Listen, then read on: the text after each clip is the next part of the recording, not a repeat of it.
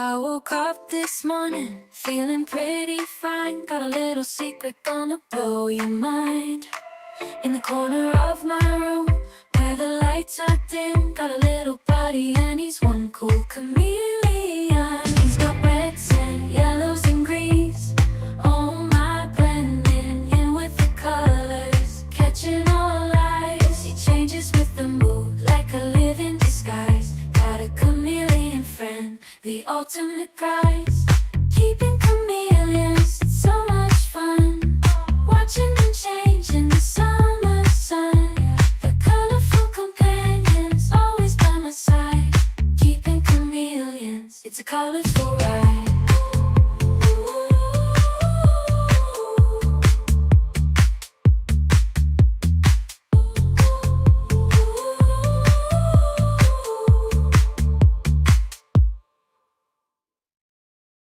At the Chameleon Academy, where colors unfold, I learned about chameleons, how the stories are told. With curiosity in my heart, I walked through the door, ready to discover, ready to explore. Met some friends that day, their love was shining bright, eyes filled with wonder, hearts like dynamite. We bonded over chameleons, they were just like me. Passion in our souls, a connected melody. Learn, understand, pass it on. Chameleon love from dusk till dawn. The Chameleon Academy, we're all family strong. Embracing the motto where we all belong.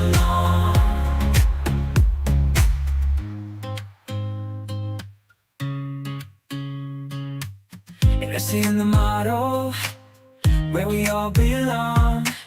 Oh, investing in the motto where we all belong.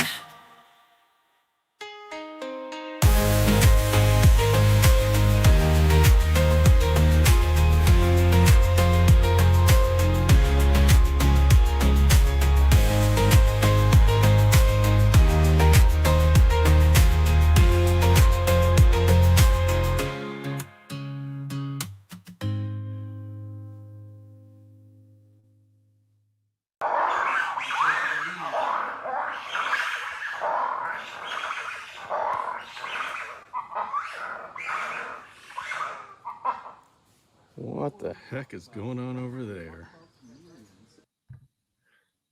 Well, good evening, Chameleon Academy. It's good to be here talking about chameleons, hanging out with my chameleon folks. So, how's everybody doing here? Oh, we got Eliza Ann made it. And we have the regular cast and crew here, and Japan is here. Wonderful. It's good to have the international representation here. So, all right. Well, what's the news of the day? I'm sure everybody's going to be asking about how the babies are doing. So far, I've got two that have hatched out, and they seem to be doing fine. And we're talking about the Kaluma brevicorn, short-horned chameleon, if you're the type that doesn't do Latin. And they're doing fine. Now, you're going to be asking about how about the other ones? Well, yeah, they're still doing it. There's some that look good and some that look not so good. I had to. You'll notice that I brought them to the surface. If you remember, every time that I've showed you, they were dug down deep. And the reason why I did that is because I wanted to test this idea that if they are clumped together, that they'll communicate and they'll hatch out together, which they didn't. So of course, it's just one data point, but you know what? Let's just start gathering data points. And at least at this point, I got to stop saying that I think that they're going to all hatch out together because of that. Maybe they do, and I just have and I just mess things up because of the way I buried them. But this is how we test everything that we think we know. And it's really important to test all those things, even if it's inconsequential, because it's important that we always challenge what we think we know. Now, the reason why I had to dig them out, though, is because one of the eggs burst open, and so there was a bunch of yolk in amongst the eggs, and of course that wasn't a good situation, and so I dug them all out and I cleaned it all up. So we're just waiting for the rest of them to figure out what they're doing. And let's see. They're asking about the babies, and actually, how about Eliza Ann is asking, interesting, is Steve doing the same thing with his clutch? I don't know, probably not, because what I did is non-standard. I don't know if anybody else is doing doing the experiments that I did. We've all been incubating them on top and separated, and that's been working for decades, and there's really no reason to change that. I just did it this way because I wanted to experiment, and I do a lot of experimenting, and just me experimenting doesn't mean I think that's the best way to do it. I'm just trying different things and seeing what comes of it. So I don't think Steve's doing. I think Steve did it the standard way. Steve, if you're there, let me know. Let me know. But you know what? We need to bring up. There we go. So there is the little tyke. And I'm going to give you pictures instead of bringing him on camera, because it's hard enough to get this camera to focus on an adult chameleon, even an adult Parsons chameleon. So getting it to focus on a baby would just be miserable for everyone. So we're not going to, I'm going to give you pictures. And so there are the little guys. And this guy, it doesn't show up, but he's starting to show a bunch of green patterns. It's very cool. Very cool. So yeah, if anybody has any questions, I'll answer whatever I can. So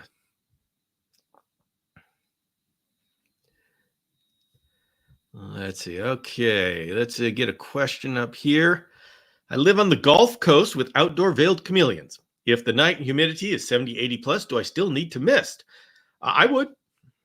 Yeah, yeah, still mist. There's okay. So we have a number of us have been doing experimenting with high humidity and mist and fogging, and have determined that with the use of fogging, you can hydrate a chameleon. That doesn't mean that in all cases we should go to fogging. We've just proven that it can work. It's a tool, but we still haven't fully defined the limits of how it works, of at what point it doesn't work, at what point it's working too much, and now it's gone the other direction and become a danger. That's the way it is with every single one of our husbandry parameters. Not enough is bad, too much is bad. And so until we understand where the valuable limits of the technique are, we're really still working with it.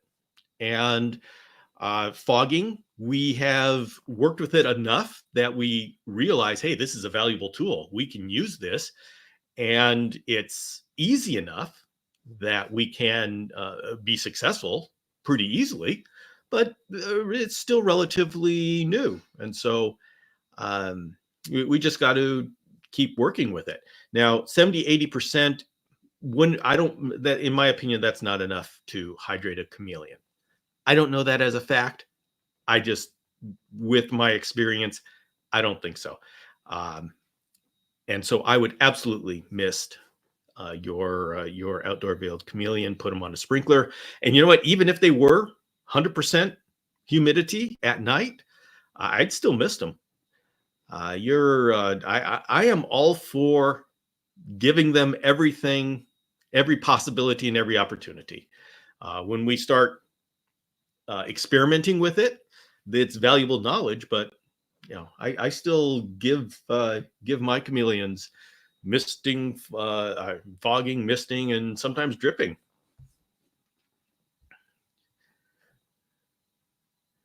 So let's see.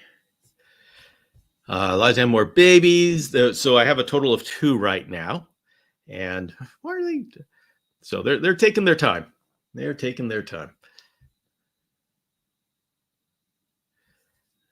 Okay. I'm catching up on the chat here. Hello, Alicia. And Two Turtle Tom is here. Let's go. Christopher had a surprise mass panther hatching today. Okay, that's not usual. Usually we don't have surprise mass hatching with panthers, but it can happen. So, hey, congratulations.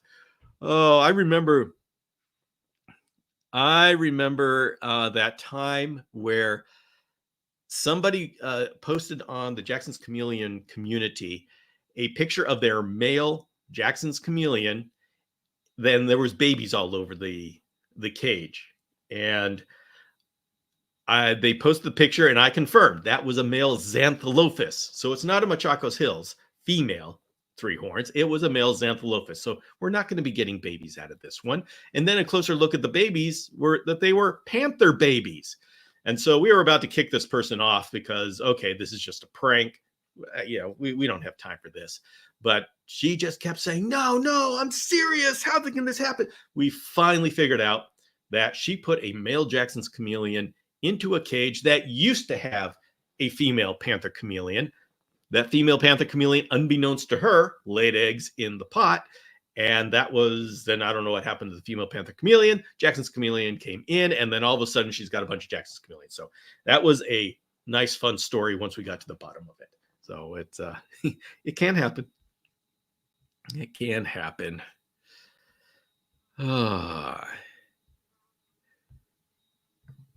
Say they incubated inside the enclosures. I only have one female. She laid 2 different enclosures and they hatch at the same time. Diapause? Yep, that's what diapause is for. It obviously worked really well in this case. It doesn't always work as consistently as that, but boy, that one worked really good. I forgot to ask Sunday, is it required to sedate a cam to do blood work? No, it is not. And what Mikey is talking about is within there's a virtual campus for the Chameleon Academy. And if you purchase the course, Hunting Microscopic Chameleon Parasites, then you are part of a study group which has regular lectures. And we had a lecture last Sunday by Dr. Rob Koch talking about the different medications and the tests that veterinarians provide for parasites, detecting and treating parasites. And so Mikey is adding on a question to that. It says, is it required to sedate a cam to do blood work? And the answer is no. What they need is a sample of blood from the chameleon. And so what they do is they make a very, very small incision to get just a drop of blood out, because chameleons don't have a whole lot of blood. And so then they patch it up real quick and do a test. So that's how it goes. Let's see. Considinez says, is fogging every night sufficient hydration for a Jackson's Chameleon with no misting? It can be, but you need to verify that it is. Verify that you're doing it right. You see, there's a whole lot of interpretations as to what fogging means, and a whole lot of different implementations. And so, we got to make sure that those of us who are doing our fogging in a certain way, it's working for us, but we need to make, we'll get to the point where we make sure that other people are doing it the same way. It may be. And so I would do your fogging and check the fecal samples that you get and see if they are as hydrated. And if they are hydrated, then you're doing it right. I would also check behavior during the middle of the day, give them a dripper and see if they go to the dripper. If the behavior shows that they are thirsty and they want water, then it's not being sufficient. And so we always do these tests to verify.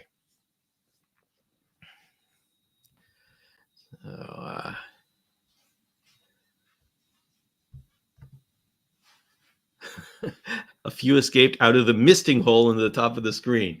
Okay, there you go. You have your that's an interesting case. They all they were getting out. I really want to get a hybrid cage for my chameleon, and I want to make it bioactive too. Okay. All right. It's a lot of fun to do that. Bill, I ordered 2 larger cages, all the stuff needed minus the UV reader because they were sold out while ordering. Went and got a lot of river birch branches. My house is full of bugs. Yeah, okay. Good. You're going to have fun putting that all together.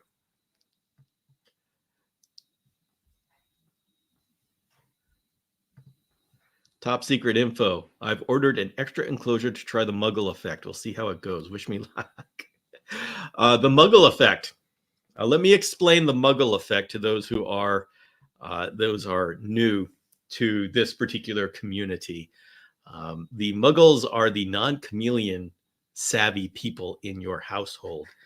And it has been noted that a number of us have extra enclosures sitting around, and sometimes we just like to keep it planted. And so we have an empty cage without chameleons, and it's planted. It's beautifully planted, and it's kind of fun to do that. And every now and then, a chameleon appears in these cages, and sometimes it's an interesting experiment to see how long before the muggles notice that there's a chameleon in that cage. You take this as you will. And Eliza Ann is doing an experiment. Now, Eliza Ann has a very savvy husband who knows her well and knows her tricks. And so this will be an interesting one to watch. The lectures, some of my favorite parts of the course. Yes. I really enjoy. See, the one thing that I wanted to do with this course, this virtual academy, is I didn't want to, and we're talking about the hunting microscopic chameleon parasites. It's all about learning how to use a microscope and identify parasites and understand the medicines. And something that was important to me about this was that I didn't want to create just a bunch of videos that someone would have to go through. I wanted to add a community experience to it. And so I got a professional platform that has the course and a community to it. And so as you're taking the course, each lesson, you can type in your questions on each lesson, and I will get that and I will answer. And then there's a discussion group where you can be part of the discussion group for the people who have taken the course and are now applying it in real life. And that's where I have my pinworm of the week, because there's pinworms all over the place. And we post questions. Okay, this is the fecal that I got. This is the slide. What do you see? And so there's case studies. So when you're taking the course, you are also reading about these case studies. And so you're seeing how what you are learning is being applied. And by the combination of all of that and creating a serious community around the parasite learning, that you're really going to absorb the information, and it's going to be much more effective. And part of that is bringing in guest lecturers who come in and in a Sunday afternoon, and we have an hour or so talk with somebody who has great experience in the field. And this is different than the normal interviews that I do, because the normal interviews that I do is for the general community. And so I ask very general questions.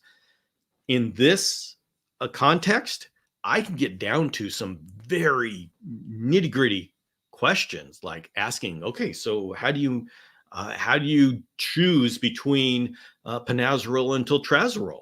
Because panazeral is the metabolite. Is there an advantage of going with the metabolite of these medicines? And so, that kind of question, I would have to, for general purpose, I would have to really explain what all those words meant and what the context of that question is. But in this group with people who are alumni of the course who understand what those words are, we can really get into some details.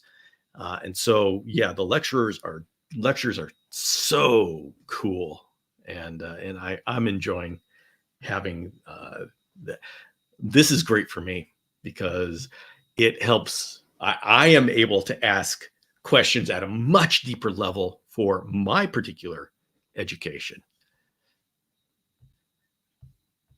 By the way, if anybody's interested in this course and wants to learn more about how you can view parasites, go to the chameleonacademy.com. Go to the website, and there's this banner that says Hunting Microscopic Chameleon Parasites, and you can click that, and it will lead you. It is a paid course. The platform costs me money, so it is a paid course. It's $80. It's a serious course, but once you're in, then you are in with serious people, and you have serious discussions. And that's the virtual campus that I envisioned when I started Chameleon Academy. I used that word. It wasn't just a cute word. I really wanted it to be an academy, and so this is this is starting to build out what my vision for this outreach is going to be. I had something with family come up, so I couldn't attend the lecture live. Absolutely love them, though. Hope you keep doing. Oh, of course, I'm going to keep doing them. We're going to have lectures on a regular basis. And by the way, if you join now, all of those lectures you can go back and you can review. We've talked to Jonathan Hill about finding coccidia in a captive collection, and all about his experiences there. We've talked to Dr. Michael Nash about protozoan parasites. We did talk to Dean Messimer about grasshoppers as feeders. Not necessarily a parasite one, but it's one that I wanted to do. And there's Dr. Rob Koch talking to us about parasitic medications. And so of course, Eliza Ann, I am absolutely going to continue doing this and bringing this kind of quality education here.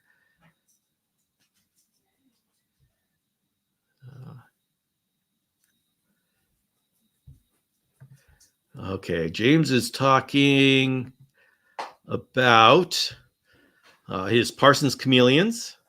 Oh, hey, there we go. That's my that's one of my yellow giants, who is absolutely gorgeous. Oh my goodness, these guys are beautiful. And by the way, once again, these are available for sale. If you are interested in a yellow giant Parsons chameleon, email me. Here, I can bring up your my banner. Email me at bill@chameleonacademy.com and let's talk. I, of course, want to make sure that you are set. Make sure you're set for Parsons chameleon. But if you're looking for a single or a pair, let me know. And these are wild caught, so make sure you're good with wild caught. And we will have more of a discussion if you're interested. So Eliza, all of my guys have been outside for 3 days. We've been down into the upper 50s at night. Oh, that's nice. Then low 90s during the day, and they're eating like pigs. Oh yeah, that's a nice. Low 90s is a little high, and I know James has to deal with a lot higher temperatures, and he's back and forth. But I love hearing about his experiences with his Parsons outdoors. So he talks about when it gets warmer, the Parsons eat more, which makes sense. And Eliza Ann's talking about been raining. So, okay. So, and this is great. Everybody, you can, by the way, this show is is both on Instagram and on YouTube. And so if you start hearing about conversations going on that you are not seeing, it may be on the other platform. So right now, this conversation about Parsons chameleons going on the YouTube channel. So, picking up some fruit flies right now. Excellent. Oh my gosh. Nate is working on the Muggle effect right now too. Okay. You're bringing in empty cages, keeping them well stocked and well planted. And then, when a chameleon appears, the chameleon appears. we call it the smuggle effect, but it was pioneered by Tia from Finland. Yeah. Eric, thank you very much for the super sticker and the support for this outreach. Very much appreciate it. Yeah, and I'm a tricky person. So that's saying, so yeah, that's talking about Brett, who's wise to her machinations. Uh-huh. Well, we'll see. We'll see. You know, it's always back and forth. So yeah. Where can I take the course? Ray, go to, you know what the heck? We can do this, can't we? Wonder if I can, there we go. Here, let's, so if anybody's interested in this course, let's go. So if you go to chameleonacademy.com, so just go to chameleonacademy.com and you just right there's that banner, Hunting Microscopic Chameleon Parasites. Click on that. And there is an explanation of it, kind of some mug shots of some of the parasites you're going to be meeting. And then it's simply purchase the course. And there you go. And it is a one-time fee of $80. And that is a lifetime subscription to the course for the lifetime of the course. I don't know why I would ever take it down, but it's for the lifetime of the course. And if it is ever upgraded, you get the upgrades. And I am on a regular basis, I am upgrading this course because there's always new knowledge. And I always figure out a better way to explain something. And so I am always upgrading it. So you'll be able to do it. Let's see. Can chameleons fart? Is this information available in the course? I'm guessing that would be possible. Mr. Wickens, Wicked Reptiles. We get the craziest people and the craziest screen names here. But yeah, I'm sure that chameleons can fart. I've never measured it. And that information, though, unfortunately won't be part of the course. Dang it, I need to add another module. Okay. Let's see, we were 97 today. Oh, yeah, you know what? When the temperatures get into 100 degrees, we've got to take chameleons in. We keep talking about how it's great to keep chameleons outdoors, and it is absolutely true. There is so much benefit from chameleons being outdoors with the breezes and the natural sunlight and the natural ebb and flow of the temperatures and humidities. But boy, getting to 97, once it gets into the 90s, we're getting into very dangerous territory. And I deal with that a lot. Once it starts getting into the 90s, it's really a problem. So this wicked reptiles. I'm looking forward to the upgrade. Great. Now I got to do a fart module. Oh boy, you know what? When you're trying to be everything to everybody, it's exhausting. Mikey's here. So all right, let's go on to Bill. How is Hugo? Oh, I should have pictures of Hugo. Unfortunately, I don't. Hugo is the ambulopanther chameleon that I brought in, who needed to be deparasitized, and he has gotten his 3 negative fecals, and so 2 thumbs up for Hugo. And so I'm going to be fattening him up, and then we're going to find a new home for Hugo. So it's still got any of those Parsons? I bet everybody just snatched them up. You know what? I still have some. I have a male, single male, and I've got a pair of yellow giant Parsons chameleons. And so let me know if somebody is interested. And then take the parasite course. Well worth it. So many people, yes. Marsha Ann has taken advantage of this parasite course, and she has posted some of the most wonderful pictures and has done fecals on her bearded dragon and her frog, and it is very educational having all these, because there's so much overlap between the reptiles. I focused in on chameleons because there are some nuances of other reptiles I don't want to cover yet. In the future, I may change the course to hunting microscopic reptile parasites when I start expanding out my pictures. Like, I'm starting to gather pictures of the parasites that are found in the snakes, the bearded dragons. So I'm slowly building out that material. And there's other things that got to be taken into account, like snakes. There's a lot of pentastomes in certain snakes, and we don't necessarily see those a lot in chameleons. And so that is something I'd have to build out. There's certain medications that you don't want to use in other reptiles, like ivermectin. Don't want to use those in turtles. And so there's a lot that goes into making it applicable to all reptiles. But we'll start with chameleons, and we're gonna work on expanding it in the future. So, hey, Bill, do you use basking for chameleons, vibrant chameleons? I absolutely do. Absolutely do. Depending upon what the chameleon species is and what the environment is, like my shamrock chameleons, like the one behind me, it doesn't really need any basking and ignores the basking. And that's because the room that they are in is perfect for them, is a perfect temperature for them. Contrast, and the reason why it's perfect is because it's cool in this room. It's in the lower 70s.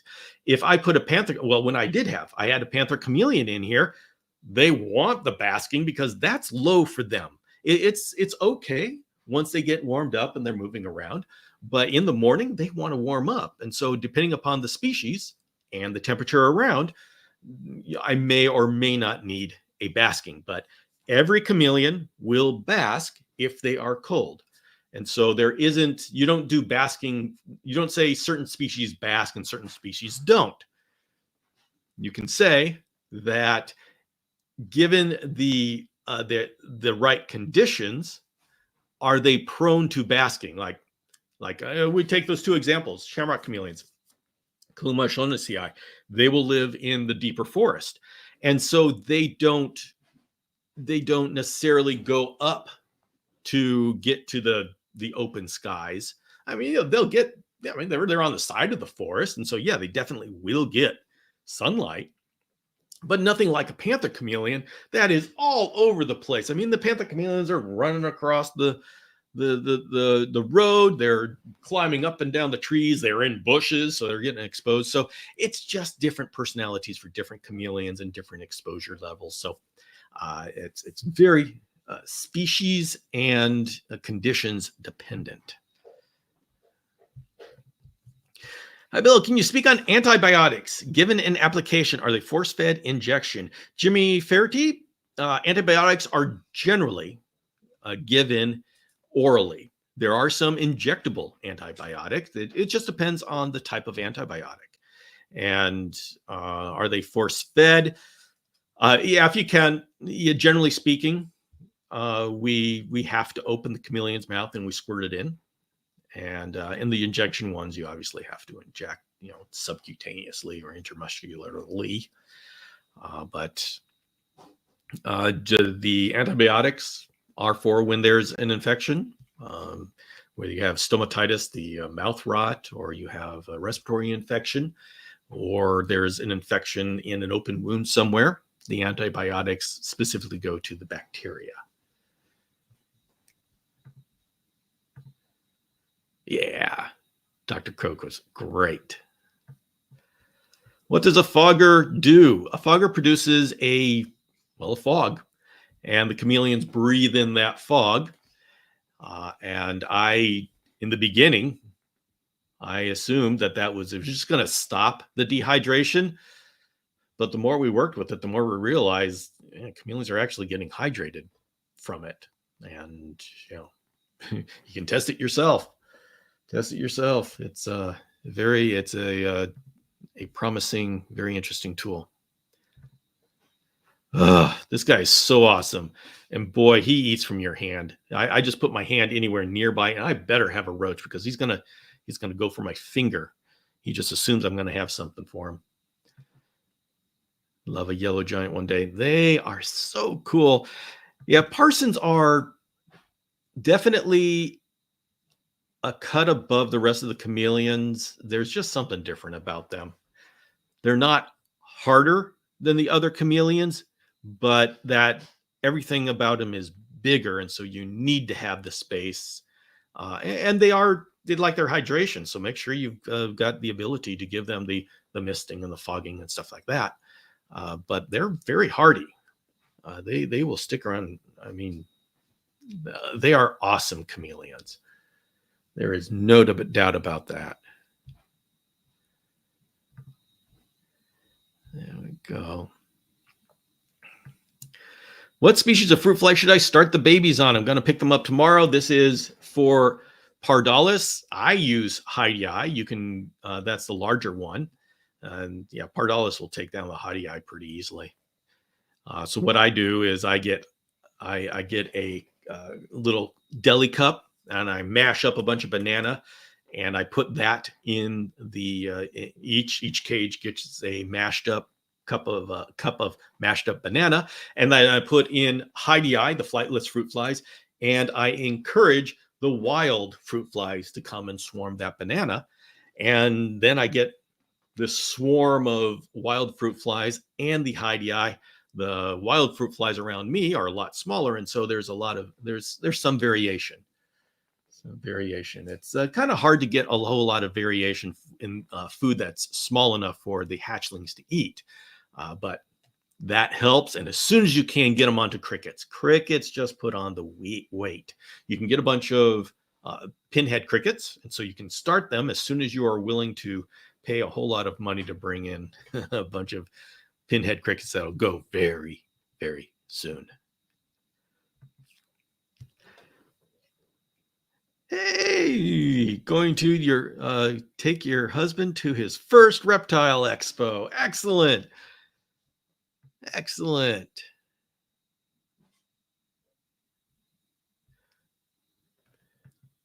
This is an interesting question.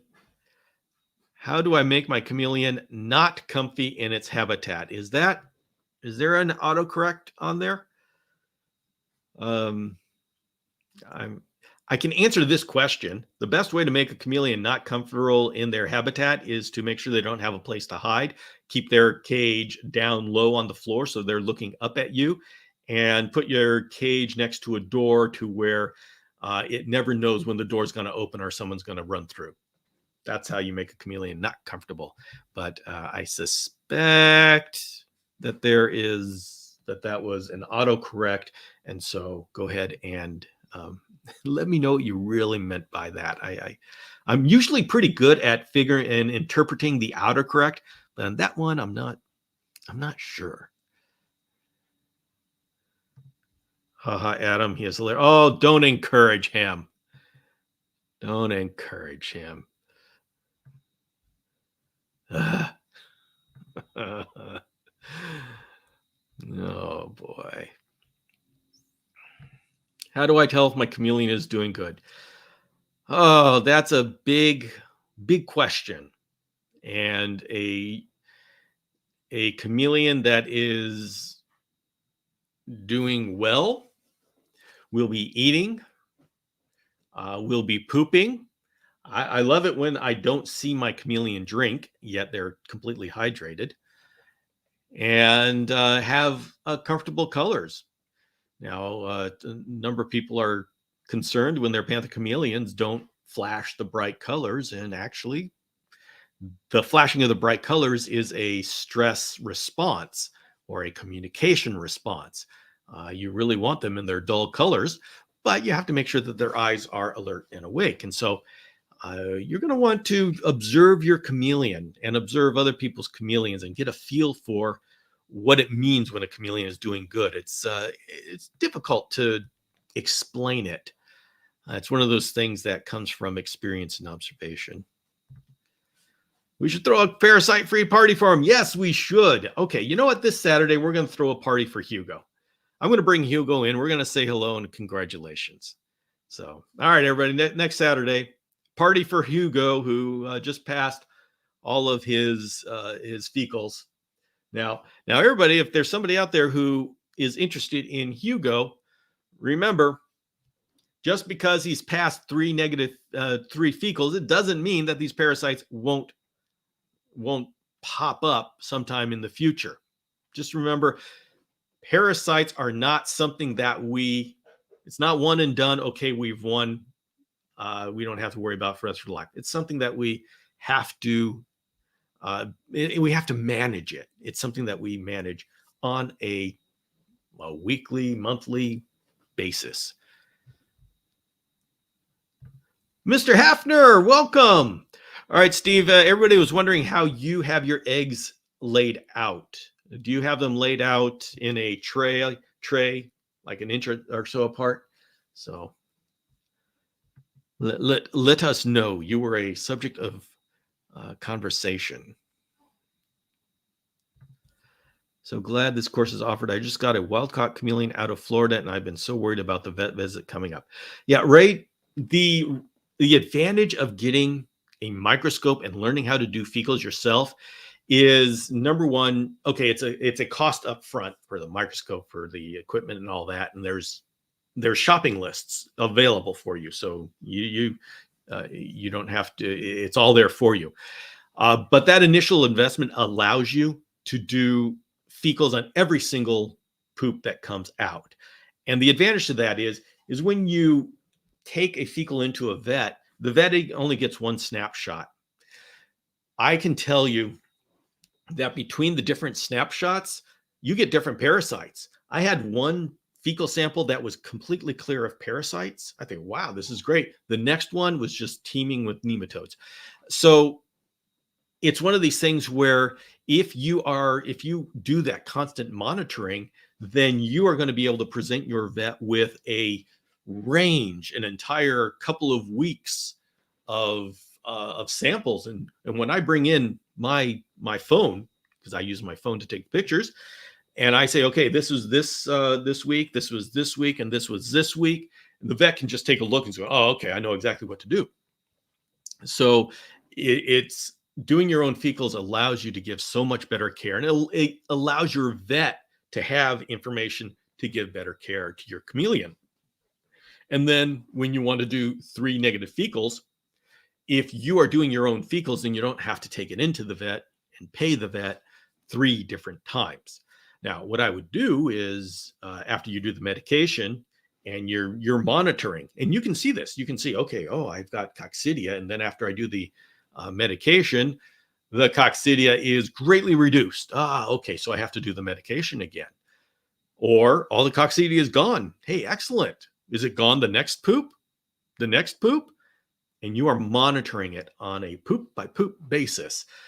It just gives you a great insight into what's going on with your chameleon, and you can help your vet make better decisions. These poor vets, when they have only one snapshot of what's going on, they do the best they can with the information they have. But the more information you give them, the better care they can help you give your chameleon. Let's see, what is? Oh, yeah, we'll do that. Okay, there he is again. So beautiful. Love these guys. You're saying, so Bill, why are you selling them? Because I'm focusing on the Shamrock Chameleon, and if I start breeding Parsons, please buy these before they mate. If I start breeding Parsons, that's just going to totally mess up my focus. See, this is the problem with chameleon people. It's so hard to keep a focus. And it's okay if you just want to keep some pets or have a couple of breeding projects, that's fine. But I'm trying to have a specific breeding project, and I know how it is. There's like 4 different species that I could breed right now. But if I do, next year is going to be completely crazy. Babies all over the place. And once again, I won't be able to move forward in the species that I've chosen. So please, I want somebody to come and breed and get these from me before I breed them, because if I breed them, then I'm absolutely going to have to go through with it. And it's the most wonderful distraction ever, but it's still a distraction. Gosh, doing a clutch of Parsons would really, and I'm not joking. When you have a clutch of babies, it takes so much effort. You want to make sure I've got to make sure that I only have one clutch of babies at a time, because there's so much effort. I want to give them the attention. And if you get two clutches at a time, it just is overwhelming. And then you don't do as good of a job, and then you feel bad about it. So one at a time for me.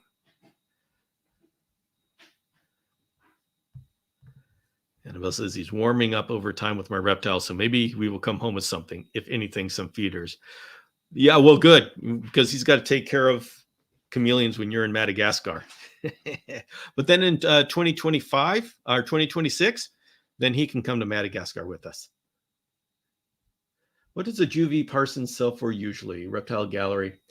I'm going to a juvie. I think if you're doing a captive hatched, I don't know what those are sold for.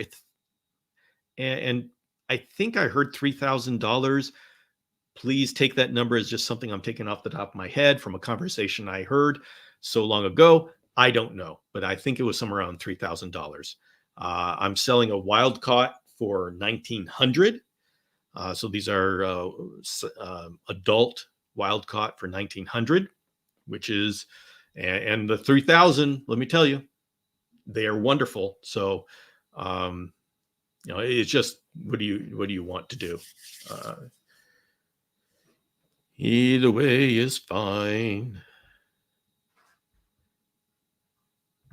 I like this new angle Bill is cooking up. What's the context of this? What is the context of this? See, this is the thing when I talk a lot, the chat goes on without me, and so when I usually get to the chat, I've lost the context. I missed the baby hatching. Stinky, you did. It happened a week ago, but you can go back on YouTube and you can watch the episode of last Tuesday, because it was hilarious, because I brought it up as saying, okay, just like normal, just everybody see the eggs. But then I noticed that there's actually a baby that one actually hatched, and it just went crazy, because I didn't expect that, because I had checked. I had checked beforehand, and there was no baby. So I didn't expect there to be, I expected it to be a boring check. Yes. Is a peperomia safe plant for a veiled chameleon? I've used them, and I've seen no issues and no problems. Now, I haven't had a veiled chameleon eat a peperomia, but so could there be a problem? Probably not. I'm going to say probably not. They chow through pothos, crotons, and stuff like that. I don't see how a peperomia is going to register with a veiled chameleon. So, all right, let's go ahead, and I am working on catching up in the chat. There we go. When you've got parasite nerds. Speaking of which, I decided I'm going to show you some hookworms, some nematodes. So when you see these in the fecals, you've got some sort of nematode. Those are parasitic worms. And in this case, a lot of times I call them hookworms, and they could possibly be hookworms, but a lot of the nematodes look the same. But yeah, I'm going to call it a hookworm, because I know it's not a pinworm. So, oh, by the way, I have a new t-shirt. Let's see, I got to get through the chat. I got to get to the chat. I'm sorry, everybody. If I have skipped your, give it up, Bill. I thought I was trying to I keep getting sidetracked with all these great people in the community. You keep going. You guys keep going. I love how people are helping each other in the chat. This is here for the community, and everybody take care of each other. Take care of each other. That is the reason. That's what makes this worth it. So please keep continuing. Take care of each other. That's a crazy. Yeah, actually, it's a really good price. Really good price. People, take advantage of it. Take advantage of it. Breeding pair. Yes, I have a breeding pair of yellow giants available. So that's 1,900 each. That's 3,800, and that is shipped, by the way. That is shipped. Baby's hatching. I didn't expect put that in. Yeah. All right, I'm going. Yay. Oh, hey, I've got to okay. Yes, my eggs are spread out in a Tupperware bowl. So Steve has them all spread out on top. Done it the same way. And all right, I got to show you guys something. Let me pull this up. I made a t-shirt for Parasite Nerds. Does anybody else want to do would anybody else wear this? I don't know. You know what? I don't make t-shirts or anything for the normal people. I do this for us. There we go. Here, I'm going to bring up this is my t-shirt that is now available on the Chameleon Academy store. There we go. Wanted, the Coccidia crew for intracellular crimes. And there you go. There's the unsporulated and the sporulated. Isospora, Amiria, Coleomeria. It talks all about oocysts should be considered infectious and dangerous. Report immediately the nearest exotic vet. Suspected of wanton mirogeny. That's the asexual reproduction. Cell destruction and nutrient hijacking. If encountered, deploy panazeral, totrazeral, or albun. And yes, my Parasite Nerds will appreciate this. Probably nobody else on Earth will know what we're talking about. There may be some exotic veterinarians that would get a kick out of this, but let's just say we have a niche humor. and it's available on the Chameleon Academy merch store.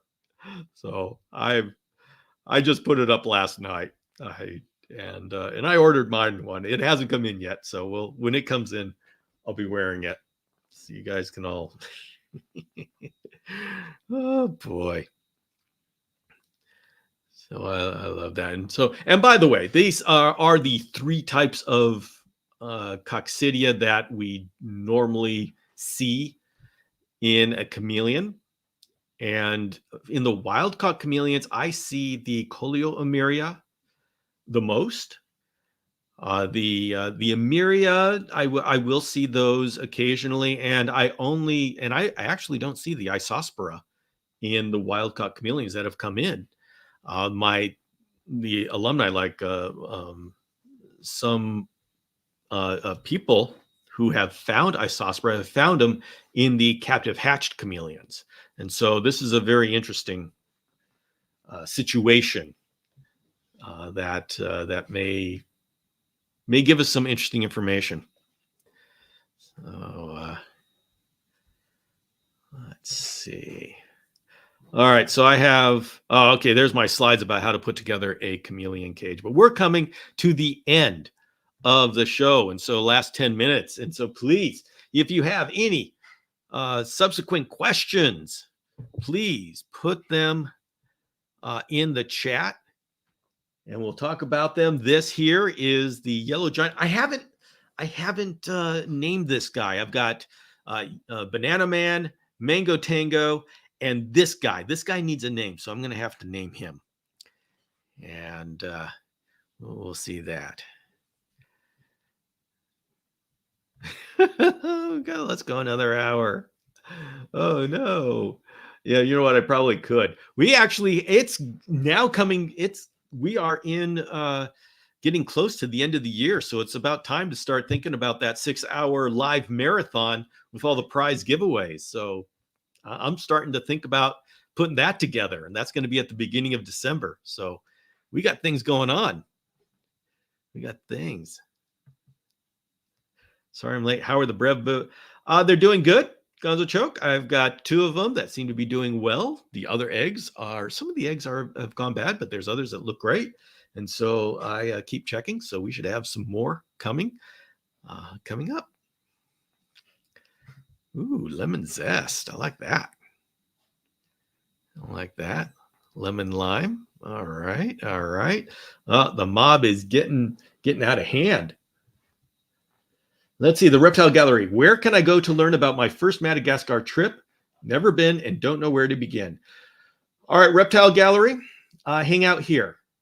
I will be going with a number of the people in this community in January. So in about 4.5 months, I'm going to be in there. And when I am there, I am going to be live streaming a lot. I will be explaining how to do it. And most likely, I will be doing a 2026 trip in January. And so all you have to do is sit back and watch this feed, and you're going to see it happening live. And then you'll have a year to prepare for it. And if you go with me, then I'm going to be explaining everything you need to do along the way. So that's an option for you. Now, you can, of course, go on your own. There are so many guides. Madagascar is actually an easy place to go. Now, I know it's intimidating when you first think about it, because it's a totally foreign country. It's on the other side of the earth. And if you haven't done it before, everything new is intimidating. But Madagascar is really set up for ecotourism. So if you want to go and see chameleons, you just get a hold of a tour guide and you go on Facebook and Instagram, and there's tour guides all over the place. So it's not that hard to do. Now, with me, I like going with a group because it's fun to see chameleons in the trees, but it's so much more meaningful when you go with a really cool group. And that's what makes me excited. Last time I went with a bunch of YouTubers, and this next time I'm going with a bunch of community members: James Cross, Annabelle, Tia, and so it's gonna be a whole lot of fun because of the people you go with. Just Reptile Gallery, just hang out here, and literally just hang out here, and you will see it happen. Because when I go, I am going to be sharing as much as possible. The first half of the trip, I will be able to share a lot because we're within cell phone range, even though I'm in the middle of Ranamafana. In the second half, the second week, it's not going to be as easy to get stuff out because there just isn't the connection. So there will be a week where there'll be a lot less communication. But when we come back, we'll make up for it. So let's see. I love the live marathon. Yeah, the live marathon is so much fun. So much fun. See, egg I purchased from the expo, hatched about a week, but he isn't eating. What should I do? Dominic, that is a very tough question to answer because they should be eating. If they are running around and they are active and their eyes are open and going all over the place, they may have just be absorbing more of yolk, whatever it is that they come out of the egg with. Now a week, that's starting to push it. It's usually only good for a couple of days. But if the chameleon is lethargic, eyes closed, then there's something else going on that's an issue. And the problem is when you've got a baby, it's really hard to turn something around once it's gone that direction. That's the danger of having an egg, because they are so sensitive. And usually it's the breeders who take on this risk and deal with this sensitivity. So that's now you are. So you just make sure you got to really look at the husbandry and figure out what's going on.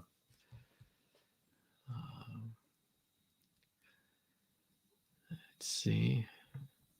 Well, I would be worried about being like kidnapped or something in Madagascar. It seems kind of stinky. No. No, don't worry about being kidnapped in Madagascar. Obviously, something can happen anytime, but that's not. Africa is a big place. There are some places where that's a very good thing to be worried about. Not Madagascar. Madagascar is very, very safe, relatively speaking. There's no venomous reptiles there, and they are really set up for ecotourism. And when you go when you're going with a group, the biggest danger in Madagascar is pickpockets. That's the biggest danger, unless you are really hiking deep into the forest and you start running into people that are illegally logging and they don't want to be found. So those are your danger points. And there are some places where there are crocodiles, but very rare. So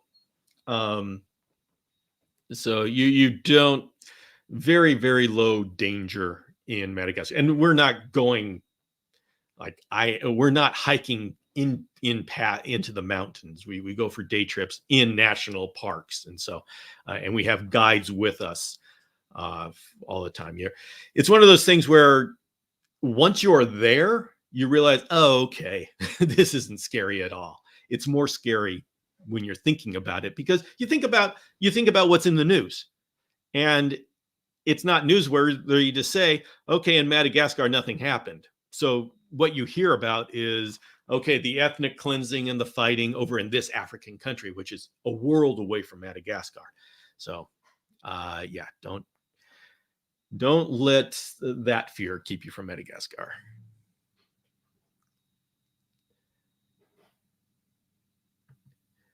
Can't even wait. None of that scares me. I want to go play soccer on the beach with the locals, climb trees. Don't climb trees, James. Don't climb trees. Don't worry. You don't have to climb trees. You don't have to. If they're, every now and then there's a reason to climb a tree, but we have people to climb trees for you. Please don't climb trees. It's like, oh, we're gonna have to tie James down. No tree climbing. Oh, I know someone's going to have a whole lot of fun over there. Oh, someone will need to make sure they video James holding a. There will be ample opportunity for that. You obviously, we can't guarantee anything, but you're probably going to be seeing James holding a yellow lip Parsons chameleon, a yellow giant Parsons chameleon, orange eye Parsons chameleon, and a Christopher. So if all works as planned, would you consider organizing a meetup with Academy members so we can meet in person? There are some opportunities that we would be doing that, and when that happens, I will announce it. I will be going to Clint's Reptiles 5th anniversary, which is happening at the end of September, the 27th and 28th in Utah. And so if anybody wants to do a mini Chameleon Academy meetup, you can go to Clint's Reptiles 5th anniversary celebration. He's got a great reptile room, and I will be there. I will be there.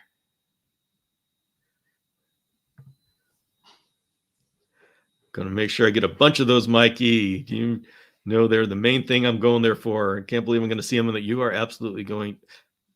Obviously, yes, I can't guarantee anything, but it would be, except we are going to be seeing them. We are going to be seeing them. Why do you have to be a buzzkill? What, you mean since I'm not going another hour? You people. Oh, the most dangerous things in Madagascar are those pesky penguins. Only when they're flying an airplane. Yeesh. Kill to watch James climb up a tree hunting. No climbing trees, everybody. Be safe, please. They don't have Kaiser Permanente in Madagascar. gosh. Oh, when you see, no, we've got, there was one yellow giant Parsons that was like at the top of this eucalyptus tree. I mean, oh my goodness. And yep, we sent one of our guides up climbing that tree. It was amazing. Amazing. Stat keys. Can human diseases be contracted by chameleons? Setting up a new bio setup and found out that I have COVID. No symptoms anymore, but I don't want to risk touching anything. Scott, generally speaking, we don't know of any zoonotic diseases. Yeah, there's salmonella and things like that, but generally, we really haven't. There's going to be exceptions everywhere, but we're not going to be catching anything from the chameleon. As far as COVID, I know that there are some studies showing COVID being passed from humans to animals, but these are warm-blooded animals. For the virus to go into a chameleon would be an exceptional thing because just the different morphology, is that what we call it? Let's see. So I wouldn't worry about your chameleon getting COVID. And if it happens, let me know. And yeah, let's see. Sheesh. Let's see if I can. There we go. Got the sun going right into our. Let's see. All right. Let's see. I'm hoping I can make the 2026 Madagascar group. Yeah, it'll be. Yes, everybody. And if anybody's thinking about going to Madagascar, it's one of these things that's kind of a once in a lifetime experience. I am lucky because I'm going back a second and maybe a third time, and I could, if people keep wanting to go, I'll go back every year. Make this a regular thing, which may very well turn out to be, but because it's so. I love being there with people who love chameleons, and that's an awesome thing. So, but for most people, yeah, it's a once in a lifetime thing, and yeah, it's very expensive. It is. It's like $3,500 plus $2,000, so maybe about $5,500 to go. So it's not something everybody can do all the time. And take that into account. But you've got a year to think about it and save if you want to make it for 2026. And so you can start thinking about it now. So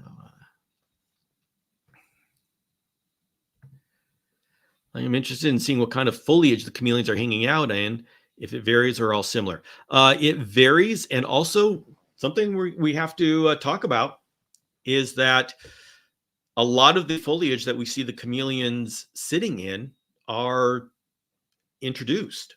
Like when I just talked about the chameleon in the eucalyptus tree, all the eucalyptus trees, all the pine trees are introduced. And so these chameleons are having to adjust to invasive plants, even though they haven't moved, their environment has changed underneath them. And so it's like, we got to be careful when we're going into this natural environment to understand what is and isn't actually natural. So it's a huge learning experience when we go. So, okay. Oh, yes, that's the timer on my lights. Where did you say Clint's is? Springville, Utah. And if you just go to Clint's Reptiles on his Instagram, he's talking about this event a lot, and he's not shy about it.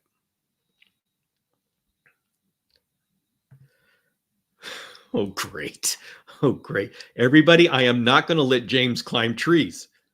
Now I got to climb a tree. No. All right. James is going to be a full-time job when I'm in Madagascar.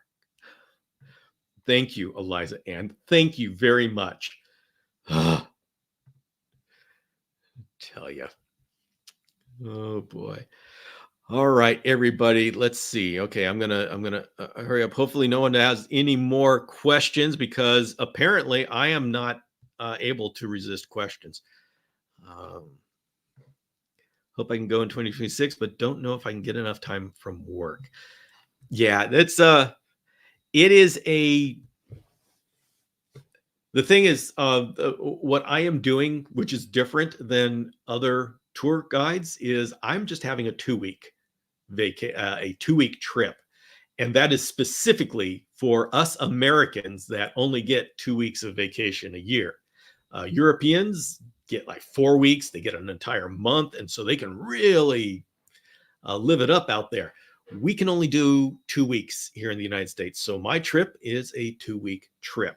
So we're but in that time, I am able to make sure that we cover a wide variety of species, from the Kaluma, the O'Shaughnessy, the shamrocks, the Parsons chameleons, the carpet chameleons, the Wilsey, first of all, Wilsey, Malthae, brevicorn. Whether it's brevicorn or crypticum, not sure. At least crypticum, the Pardalis, the Ustuleti, and I'm just 4 forms of Parsons chameleon. So there's a wide variety of species, a lot of Brookesia too, that we're going to be able to see, as well as lemurs, lots of great lemurs. So we pack a lot. We do it a very effective 2 weeks. Very effective. Want a DIY show from Madagascar? James can show us. No, Marcia Ann. No. Listen to Eliza Ann. Eliza Ann is the voice of reason. Thank you. Eliza Ann is on my side. That's right. All right, everybody. It is time to sign off here. Thank you so much for a wonderful show. And everybody, DIY Chameleon guys, tomorrow morning at 5 a.m. Pacific on YouTube. We'll be there in the chat. And I've got to finish the compiling of it right after this show. And so join us tomorrow morning at 5 a.m. Pacific here on YouTube for the DIY Chameleon guys. And have a great evening, everybody. I'll see you tomorrow.